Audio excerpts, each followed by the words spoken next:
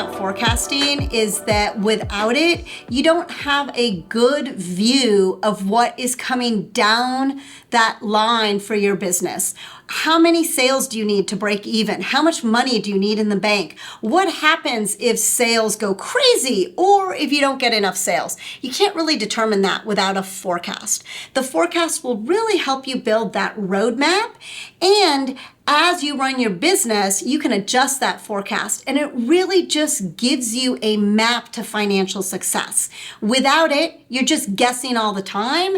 And as someone who also runs and manages a business, without a forecast, I feel like I just don't sleep at night. So take the time, put your numbers into that forecast, and you're going to see that you're going to make better financial decisions.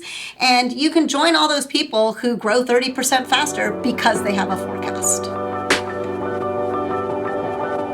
A lot of times people tell me that forecasting takes a lot of time. Why should I do it? Why is it even important, here today in 2023? Well, we've all seen a changing economic climate, right? We've all seen interest rates start to climb and climb and climb. So that means if you've got to go out there and you've got to get a loan and you've got to get financing for your business, that money is more expensive. It's going to cost you more. And there's a potential that those interest rates continue to rise, right? So you've got to be very thoughtful about how much financing you need and how much it's going to cost you.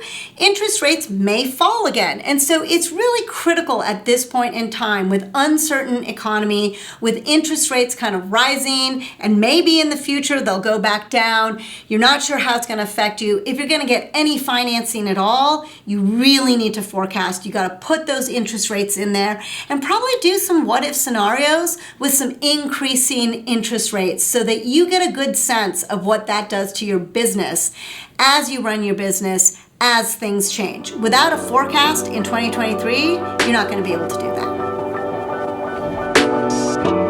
So a lot of times people ask how often they should be revising their forecasts. The number one thing for all of you to know is your forecast is going to be wrong, right? It's a forecast. It's something in the future we don't know. So don't expect it to be right. That's not what it's about. The forecast is to help you outline your goals based on what you know about your business. As you run your business, you're going to revisit that forecast. So every month you should be looking at the forecast and saying, how did I do compared to my actual results? And where did I do well and where did I do poorly and why? And those assumptions that you put into your forecast may change. And so monthly you want to take stock. Where am I today and how does that compare to where I thought I was? So you might make small adjustments monthly. And then quarterly you want to take a step back and say, okay, plan versus actual. Here's my forecast and what I plan to do. Here's my actuals. How much variance do I have between those numbers, right? The plan number, the actual number. If you have double-digit percentage variance, you're really going to want to make some adjustments because then your forecast is not as valuable anymore. So quarterly, you want to take a deep dive. Monthly, you're going to want to be reviewing and just doing some turns and knobs that are smaller, not big steering on it monthly. And then of course, annually, you'll look back, you'll look at the whole year, you'll see where you made changes to your forecast, you'll look at those assumptions that you changed, and that will allow you to plan for the next year. So from a forecasting perspective, it's an ongoing process. It is a live forecast. It's living and breathing, and the more that you review and understand and are able to adapt, the better your business will do. Ask me about forecasting and they kind of get stuck saying, well, I'm not sure, and what if I build out a forecast and things are way better than I thought? Or what if I build out a forecast and things are way worse? Well, what you're explaining and what you're asking about is what if scenarios, and those are really useful, and you're going to want to have some what if scenarios. Build out a forecast and think about it being a baseline, and take that baseline and then say, what if everything went fantastic? Bump it up. Now it's your best case scenario. That's your what if scenario if everything goes better than you thought. What if Things go worse than you thought. What's going to happen? How do you keep your business running? Build out that scenario. So I really encourage people to think about scenarios because it's just really giving you plan A, plan B, plan C, which means you're prepared, and when things happen, you know what to do. First of all, never look at your forecast in isolation, right? What am I talking about? You want to look at your forecast within the context of your actual results. So that's number one.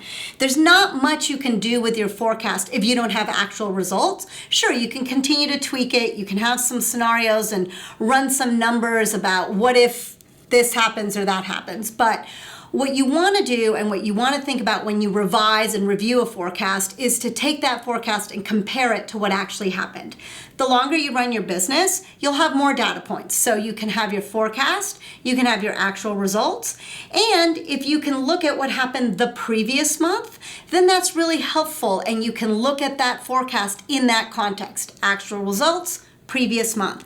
If you've been running your business longer, you might have previous year. Now you've got even more information, right? You've got what you planned, what you did the month before, and the same month last year, that fourth data point. And that really helps you see where your business is. So I really advise people when they look at the forecast, when they review it, before they revise it, bring in more context, right? Bring in a little bit more data. It's going to help you make decisions. Plan versus actual versus previous period versus same period last year. LivePlan is going to help you forecast better. And the reason it's going to help you forecast better is because we've got the whole structure set up for you, right? If you think about building Excel spreadsheets for the forecast, putting in formulas, are they correct? Did I build it right? Why is there a pound value error in here? It's a nightmare. It's hard to keep updated. You might send it to someone and they break your Excel forecast. We've all been there. LivePlan takes all of that out for you and just gives you the ability to really think and innovate and be creative because we've got the mechanics for you. And we're gonna let you think about the substance of your business and where you have the expertise. And LivePlan is just gonna guide you to put the numbers in where they belong, make sure all the formulas are correct, and help you understand how to do that within the context of the business that you're running. So if you want a tool that's gonna kind of take all the messy work out and allow you to focus on the thinking and the strategy and the expertise you bring to the table, let us help you with the mechanics and the formulas and building those financials out. And you bring the knowledge. We'll bring that platform for your knowledge.